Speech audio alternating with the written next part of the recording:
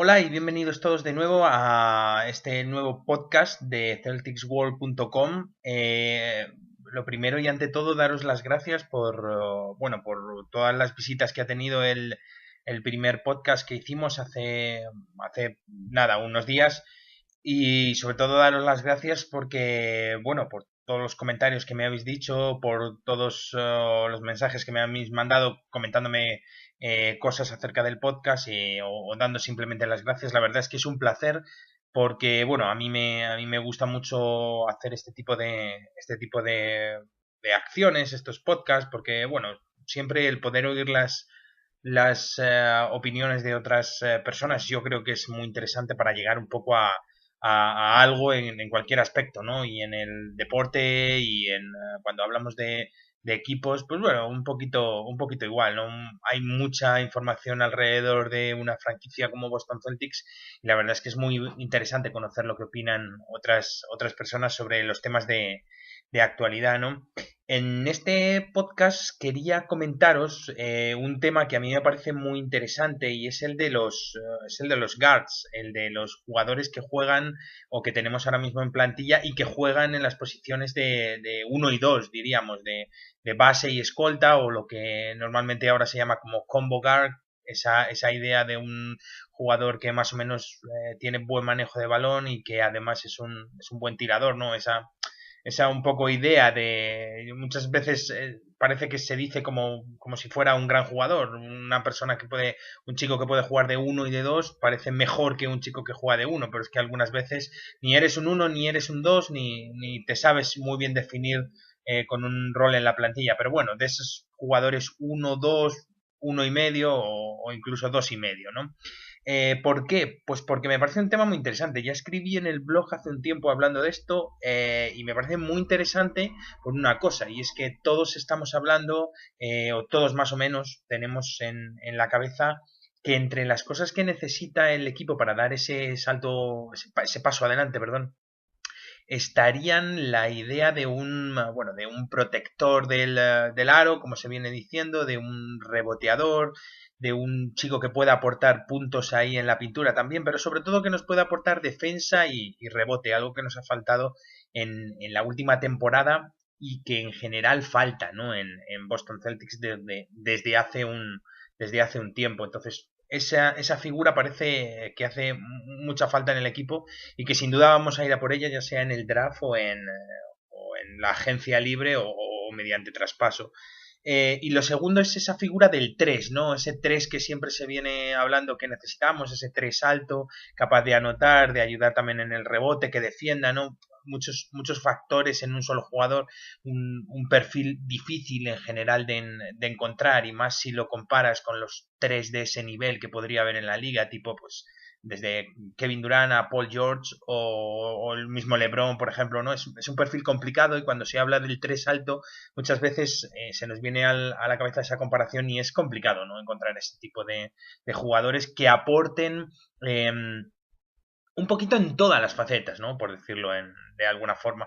Entonces, teniendo muy claro que necesitamos esos dos perfiles, parece que nos olvidamos de la idea del uno y el 2. ¿Es que no los necesitamos, me pregunto, o es que nos vale con lo que tenemos o creemos que lo podemos mejorar? Bueno, ya escribí, como os decía, hace un tiempo y me parece muy interesante una cosa, y es que no tenemos verdaderamente jugadores definidos con los roles, perdón, de uno y de dos en el equipo. Sí que es cierto que de uno hemos visto jugar esta temporada, bueno, desde que se fue Rayon Rondo, ¿no? En Navidad han pasado pues desde Marcus Smart, que lo ha intentado, pero obviamente no es a día de hoy su posición, como ya sabéis todos, a Evan Turner, que ha sido el que cogió la manija, yo creo que bastante bien o bastante decentemente para no ser tampoco un uno nato, por decirlo de alguna forma, y Avery Bradley, ¿no? En general, porque bueno, Isaiah Thomas, yo no sé muy bien si llamarlo uno, dos, convocar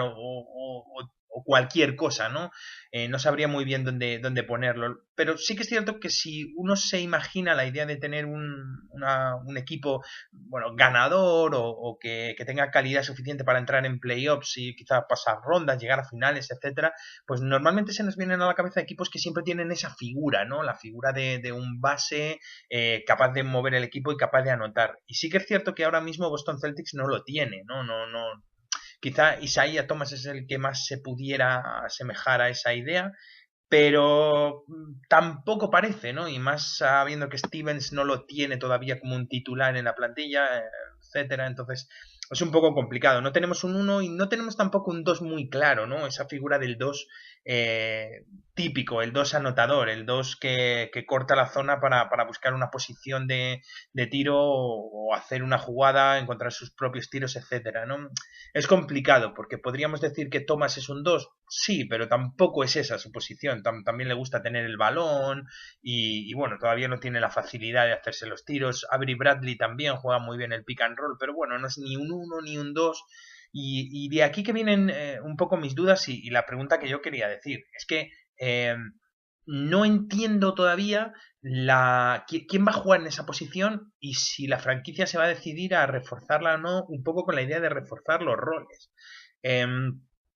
¿Qué me quedaría yo? ¿Qué haría? Bueno, pues quizás intentaría, sobre todo, enfocarlos a la idea de que la plantilla tenga un base puro, ¿no? Un base puro y duro de los de, bueno, como se suele decir, de los de toda la vida. ¿Por qué? Pues porque creo que hay momentos, tanto en la temporada en general como en los partidos en sí, donde es necesaria esa figura que creo que Boston no la tiene. Tiene muchos jugadores en el 1,5, ¿no? En la posición en ese combo guard, ¿no? Y no estrictamente en la posición de base. Y creo que deberíamos mejorarlo de alguna forma.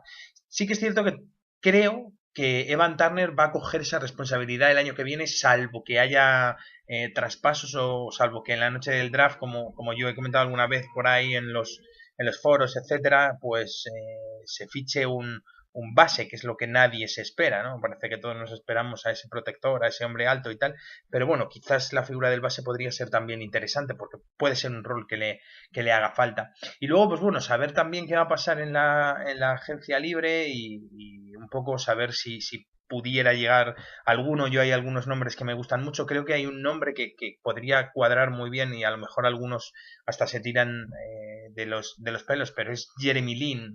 No ha triunfado en Los Ángeles, por decirlo de alguna forma, pero sin duda alguna una de las mejores cosas que hace es el pick and roll y es jugar ese juego 2 contra 2 en el poste. Es un jugador que en tiros de media distancia está bastante decente, ¿no? Podría ser un jugador interesante con el rol de base puro, que obviamente podría venir con un contrato a lo mejor no tan grande como el que tiene ahora, ¿no? Un poco equiparado ahí a lo mejor a Avery Bradley, etcétera.